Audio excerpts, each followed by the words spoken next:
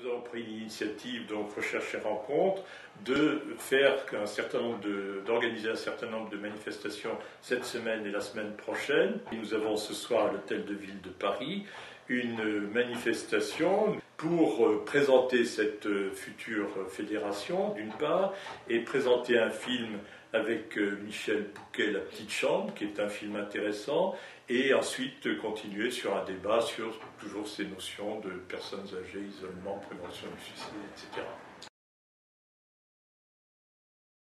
Alors nous constatons en ce moment que l'époque est favorable, si je peux dire, à notre activité, en ce sens qu'il y a beaucoup de gens malheureux, beaucoup de gens qui sont affectés par la crise, on constate qu'il y a toutes sortes de phénomènes, je liste le chômage, le logement, la crise du logement, la décomposition de la cellule familiale, la déresponsabilisation de l'individu, l'appauvrissement, le surendettement, le vieillissement, la criminalité, les violences, l'immigration, la discrimination sociale et raciale, la pression de l'entreprise, le monde virtuel qui est en train de se développer, l'obsession sécuritaire, et puis toutes les drogues, l'alcool, le tabac, les drogues en général.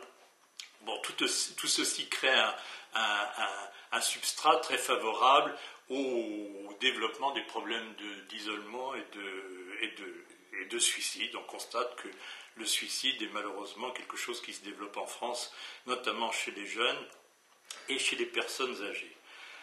Alors, nous avons aussi constaté que souvent tous ces problèmes sont traités dans l'urgence. On voit des ministres qui se déplacent sur le terrain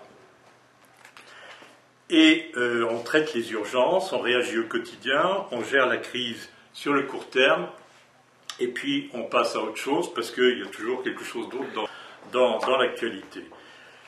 Et nous pensons que nous sommes différents, en sens que nous sommes aussi différents de tous les SOS, amitié, suicide et autres qui sont très présents sur le terrain, peut-être plus que nous, dans la mesure où on essaye d'avoir une intervention qui ne se limite pas à l'urgence, mais qui se situe dans le temps pour essayer de reconstruire la personne.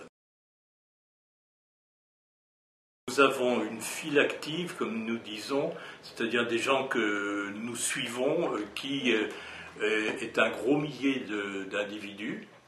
Et puis, il y a beaucoup de gens qui viennent ici parce que nous faisons des débats, des conférences sur le thème du logement des personnes âgées, par exemple.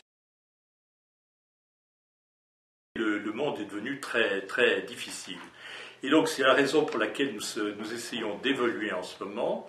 Mais elle va changer de nom, elle va devenir la FEALIPS. Cette fédération, donc, objectif de s'ouvrir à d'autres structures, des associations qui nous ressemblent. Et nous pensons que, si vous voulez, le rassemblement des forces, des énergies, des compétences, du savoir-faire, devrait nous permettre d'intervenir plus efficacement.